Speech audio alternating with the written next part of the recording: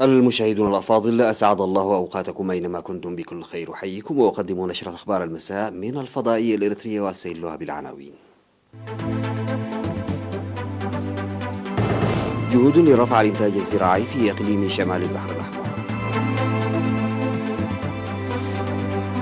صيانة طرق في حمل مهله وحلحل.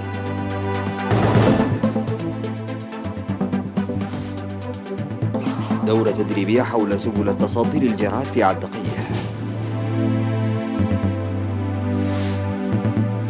الرئيس الأمريكي يعلن إصابته وزوجته بفيروس كورونا. الاتحاد الأوروبي يفرض عقوبات على بيلاروسيا ويتوعد أنقرة. تركيا واليونان تتفقان على خط ساخن لتجنب الصدام.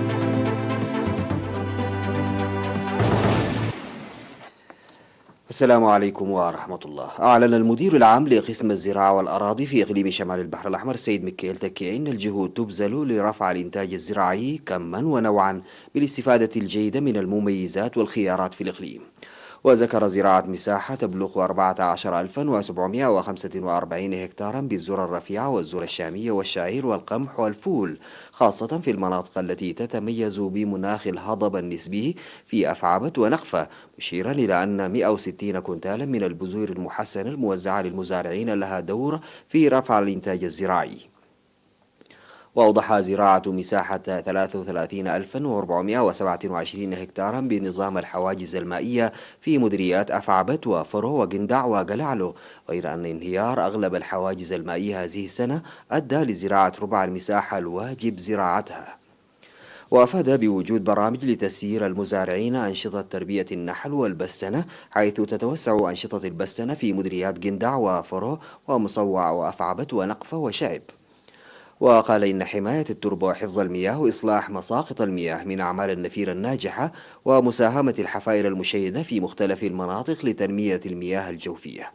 وأكد مواصلة العمل لحراس المحميات وبرامج تحصين المواضع لدورها في تكاثر الحيوانات.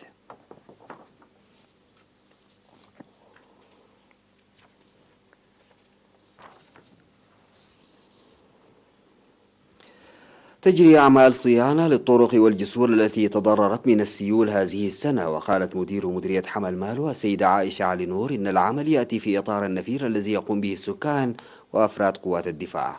وقد تم حتى الآن صيانة أكثر من 32 كيلومترا بدعم الآليات الثقيلة وتحت إشراف شركة سجن للإنشاءات على طريق كرن قزقزة. ويشمل العمل إصلاح الجسور المتضررة من السيول على طريق حمل مالو حلحل.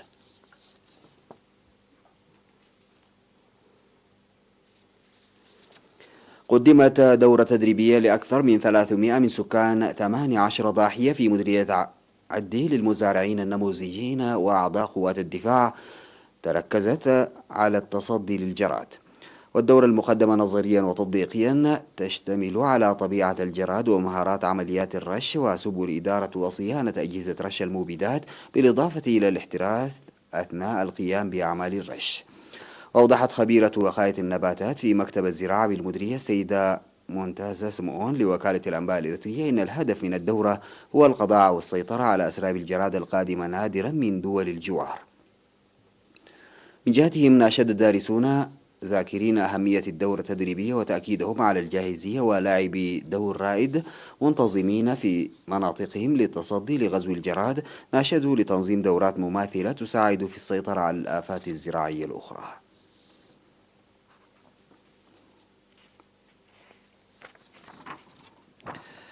قدم دعم مالي وعيني للمحتاجين في مديريتي أفعبت وسجنيتي، وقد قدم 26 كنتالا من الذرة و19 كنتالا من السكر و80 كيلو عدس و162 لتر زيت طعام و235 كيلو بن وزنجبيل و450 صابون في مدينة أفعبت وضاحية شبايت. في غضون ذلك قدم مبلغ 112 ألف نقفة للأسر المحتاجة في ضاحية حلاي بمديرية سجنيتي. وأوضح مدير الضاحية تقديم 15 كنتالا من الذرة ل53 أسرة مسبقا.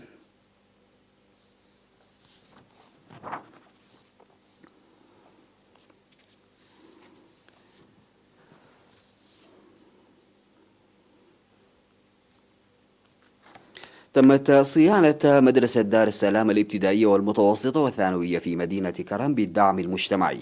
وقال مدير المدرسة الأستاذ محمود عثمان إن المدرسة كانت تنقصها البنية التحتية المتكاملة، وقد صرفت المدرسة 58 ألف نقفة، وأحد أعضاء لجنة المدرسة 81 ألف نقفة لأعمال الصيانة.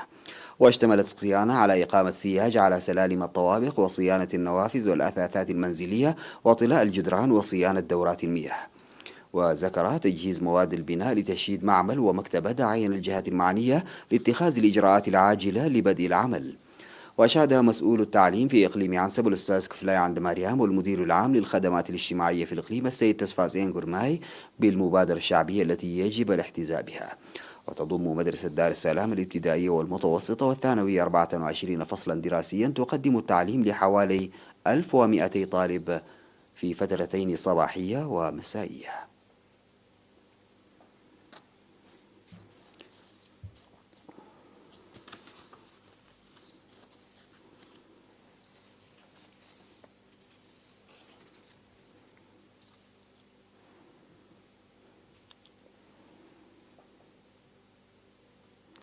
أنباؤنا لا زالت متواصلة، ولكن بعد الفاصل.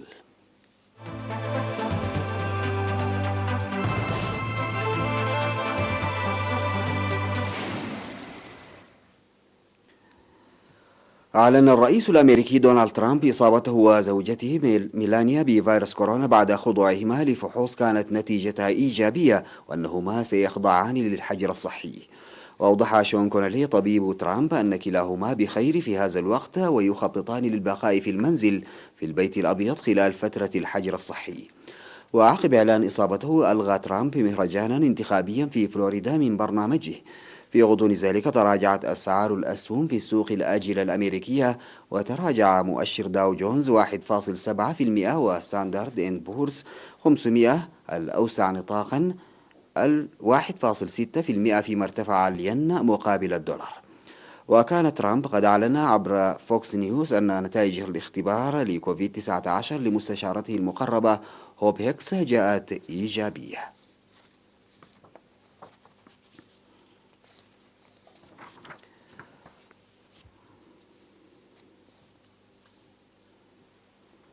فرض الاتحاد الأوروبي في اجتماع عقوبات على نحو 40 مسؤولا ببيلاروسيا متهمين بقمع المعارضة وبتزوير نتيجة الانتخابات الرئاسية في 9 أغسطس الماضي.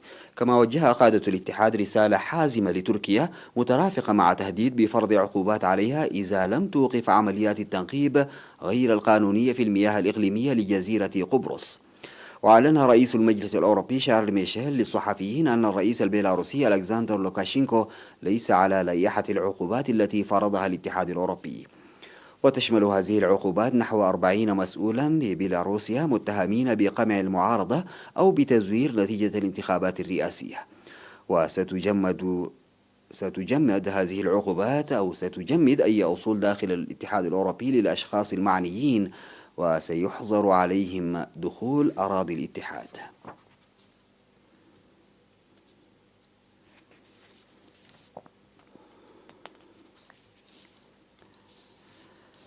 أعلن حلف شمال الأطلسي الناتو أن اليونان وتركيا أقامتا خطا عسكريا ساخنا لتجنب الاشتباكات العرضية في شرق البحر المتوسط، حيث يختلف البلدان بشأن موارد الطاقة والحدود البحرية. والاتفاق الذي تم التوصل إليه عقب سلسلة من الاجتماعات الفنية بين المسؤولين العسكريين لليونان وتركيا يهدف إلى الحد من مخاطر الاشتباك والحوادث في شرق البحر المتوسط. وقد تساعد هذه الآلية الأمنية على تأمين المساحة اللازمة للجهود الدبلوماسية للتعامل مع النزاع بين البلدين بحسب رئيس الحلف ينس ستولنبرغ. وبلغت التوترات بين اليونان وتركيا أوجها خلال الصيف مع نشر قوات بحرية للبلدين في منطقة بحرية متنازع عليها غنية بالنفط والغاز، وكان يخشى من وقوع اشتباك مسلح بسبب حادث بحري. ودفع الخوف من ذلك الحلف إلى السعي للتوصل إلى اتفاق بشأن آلية لدرء مخاطر نشوب نزاع.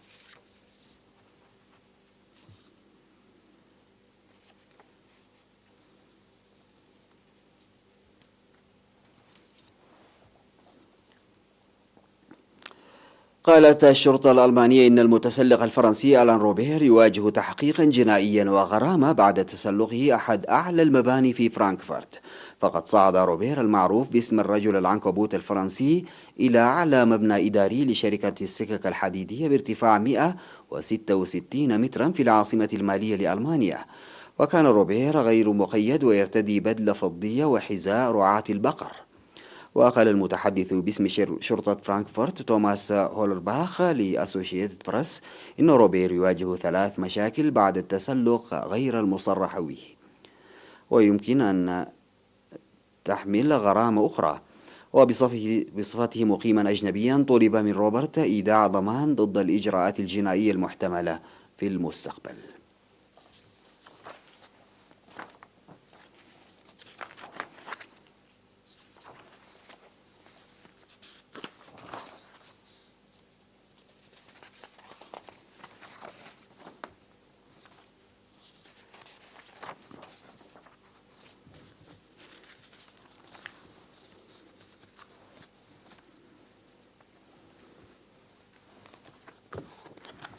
انتهت نشرة أخبار المساء، قدمتها لحضراتكم من الفضائية الإريترية. شكرا لمتابعتكم، السلام عليكم ورحمة الله تعالى وبركاته.